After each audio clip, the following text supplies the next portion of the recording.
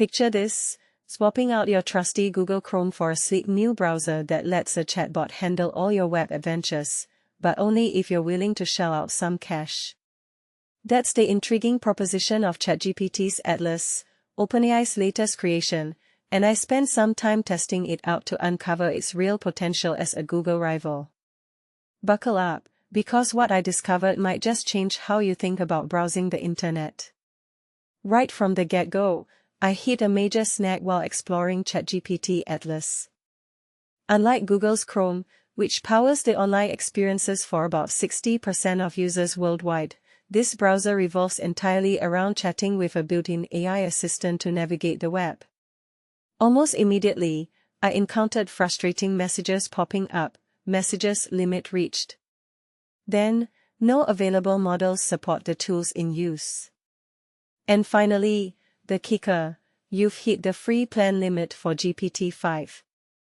It was a stark reminder that while Atlas aims to simplify and streamline internet use, as OpenAI puts it in their official announcement, turning it into a true super assistant comes with strings attached, namely, a price tag.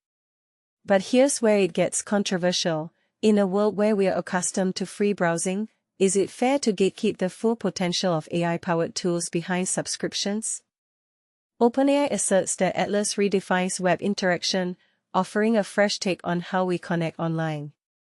Initially, it resembles familiar browsers like Chrome or Safari, but with a standout feature: a prominent sidebar chatbot ready to assist. For example, when I visited a train booking site, the AI eagerly suggested highlighting deals or comparing prices with alternative destinations, handy tips to make decision-making easier. I even tried asking it to book a train ticket for me, but it politely declined, noting that this feature is reserved for paying subscribers.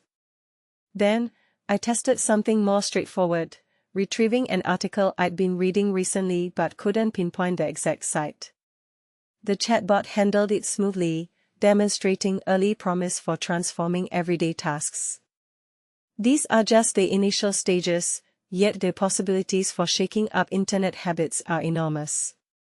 And this is the part most people miss: Atlas seems poised as a premium offering, one that unlocks its true capabilities only through a paid plan. For those of us spoiled by gratis web access, adapting to this model could mean a significant shift in our daily routines, like switching from a free public library to a subscription-based one, where extras like personalized recommendations come at a cost. Diving deeper, let's talk about the bigger picture: revenue, privacy, and the fierce battle for market dominance. OpenAI's original goal was to achieve artificial general intelligence.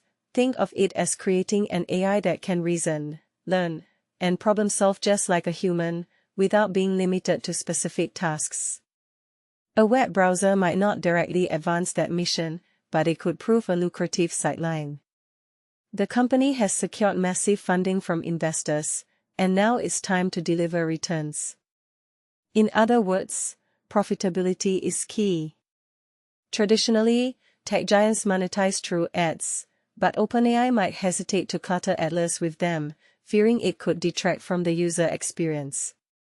As Stephanie Liu, a seasoned analyst at Forrester, pointed out, OpenAI may be tempted to show ads to recoup costs and turn a profit, but it also must deliver a good user experience to stand out in a competitive market.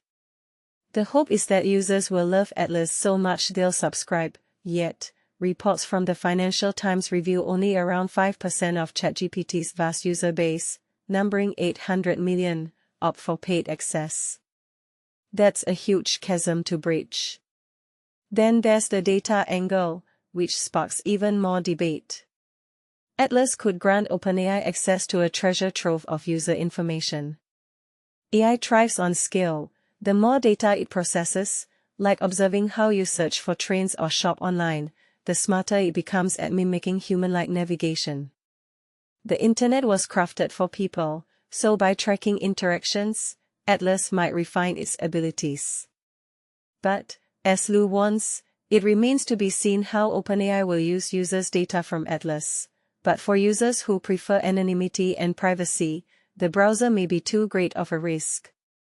Imagine sharing your browsing habits with an AI. It could lead to better suggestions, like personalized meal plans based on your recipe searches, but at what cost to your personal security?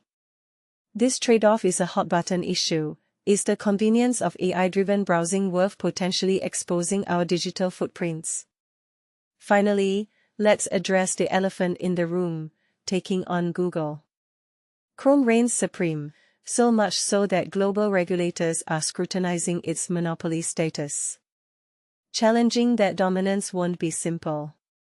Google's integrated Gemini AI enhances its search engine, while Microsoft's Edge browser incorporates Copilot. Early ChatGPT hype labeled it a Google killer, predicting it would obsolete traditional searches by connecting users directly to answers without intermediaries. Eric Goins, founder of Flywheel Studios, echoes this sentiment, explaining that Google profits as the middleman between users and websites, whereas ChatGPT eliminates the middleman entirely. Instead of typing hotels in Miami and sifting through results, you just ask the AI, and it links you straight away. It's a compelling vision, but as Goins notes, it's unclear if folks will pay for that incremental ease. Toppling Google is a long shot, yet the seeds of disruption are there. In wrapping up, ChatGPT's Atlas holds exciting potential to reshape our online world, but is tethered to payments, privacy concerns, and stiff competition. Will this be the breakthrough that dethrones free browsing norms, or just another AI experiment that fizzles out? Do you think sacrificing privacy for smarter AI tools is a fair exchange? Or is the subscription model for basic browsing a bridge too far? And could this really challenge Google's stranglehold, or is it overhyped? I'd love to hear your take in the comments. Agree, disagree, or share your own Atlas experiences.